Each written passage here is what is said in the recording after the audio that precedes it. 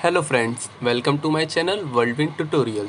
दोस्तों, आज मैं आपको बताने वाला हूं मुद्रा के शब्दार्थ के बारे में, यानी मुद्रा कब उत्पन्न हुआ है इसके बारे में मैं आज आपको बताऊंगा। और मुद्रा के कई सारे परिभाषाएं दिए गए हैं, उसके बारे में भी आज आपको बताने वाला हूं। तो वीडियो को अंत तक देखिएगा, जिससे आपको ये पता चल सके कि मुद्रा का शब्दार्थ क्या होता है और उसके परिभाषाएँ कौन कौन सी हैं। मुद्रा का शब्दार्थ, मीनिंग ऑफ मनी। अंग्रेजी भाषा का मनी MONEY शब्द, जिसके लिए हम हिंदी में मुद्रा या द्रव्य शब्द का प्रयोग करते हैं, लैटिन भाषा के शब्द मोनेटा MONETA से बना है। मोनेटा देवी जूनो का आरंभिक नाम है, जिसके मंदिर में रोम में मुद्रा का निर्माण किया जाता था। इटली के प्राचीन कथाओं में जूनो स्वर्ग की रानी का नाम है। यही कारण है कि मुद्रा को कुछ लोग ने स्वर्गीय आनंद का प्रतीक माना है और इसलिए शायद इस देवी के मंदिर में मुद्रा बनाने का काम किया जाता था। लैटिन भाषा में इस समय मुद्रा के लिए पेक्यूनिया PECUNIA शब्द का प्रयोग किया जाता है, जो पेकस PECUS शब्द से बना है और जिसका आशय पशु संपत्ति से है। ऐसा प्रतीत होता है कि रोम में भी किसी काल में भारत की भांति पशुओं को मुद्रा के रूप में प्रयोग किया जाता रहा होगा और इसलिए यहाँ मुद्रा तथा पशु संपत्ति दोनों को एक ही अर्थ में प्रयोग किया गया है।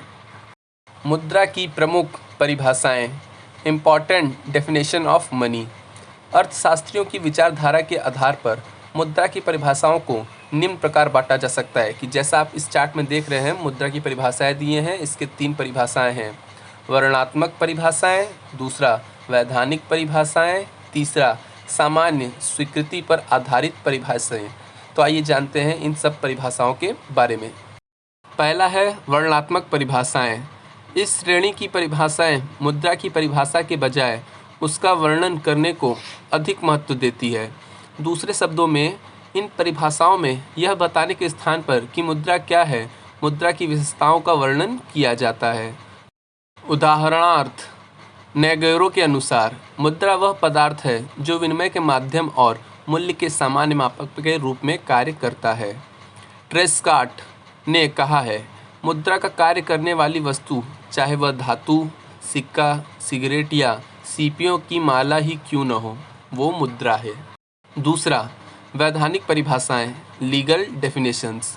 उन सब परिभाषाओं को जो कि मुद्रा की सरकारी मान्यता के सिद्धांत स्टेट एक्सेप्टेबिलिटी ऑफ मनी पर आधारित है, वैधानिक परिभाषाओं में गिना जाता है। मुद्रा के सरकारी सिद्धांत के अनुसार आर्थिक संबंधों या व्यवहारों में सबसे आवश्यक बात ऋण, डेब्ट है।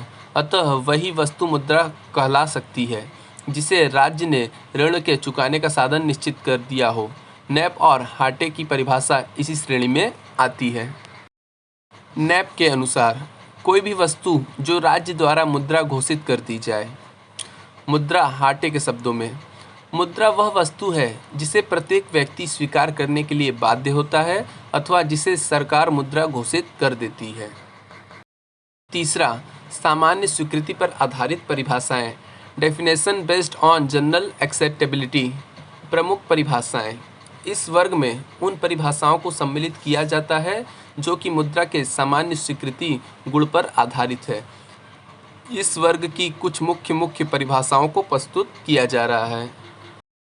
वॉकर के अनुसार, मुद्रा वह है जो वस्तुओं के पूर्ण भुगतान में अथवा ऋण के निपटारे में स्वतंत्रता पूर्वक इस बात की चिंता के बिना कि भुगतान करने वाला व्यक्ति का चरित्र और उसकी साख कैसी है तथा भुगतान पाने वाले व्यक्ति इसका स्वयं प्रयोग करना चाहेगा अथवा किसी अन्य व्यक्ति को देने के लिए प्रयोग करेगा, एक व्यक्ति से दूसरे व्यक्ति को हस्तांतरित होती रहती है।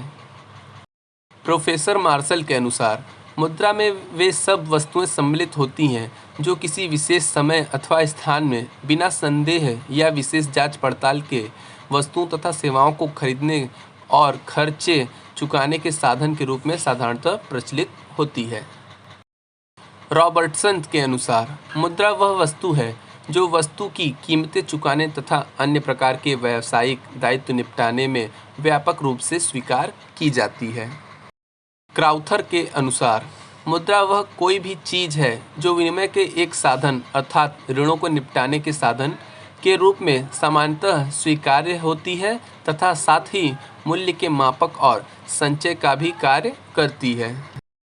दोस्तों, इस वीडियो में आपको मुद्रा का शब्दार्थ तथा उनके परिभाषाओं का वर्णन मुख्य रूप से दिख गया होगा। अगर आपको ये वीडियो पसंद आया हो तो वीडियो को लाइक और शेयर जरूर कीजिए। अगर आप हमारे चैनल पर नए आए हैं तो हमारे चैनल को लाल वाला बटन दबाकर सब्सक्राइब कर लीजिए और बेल आइकन पर ऑल बटन क्लिक कर दीजिए ताकि ऐसे ही वीडियो की नोटिफिकेशन आप तक हमारी पहुँचती रहे। धन्यवाद दोस्तों।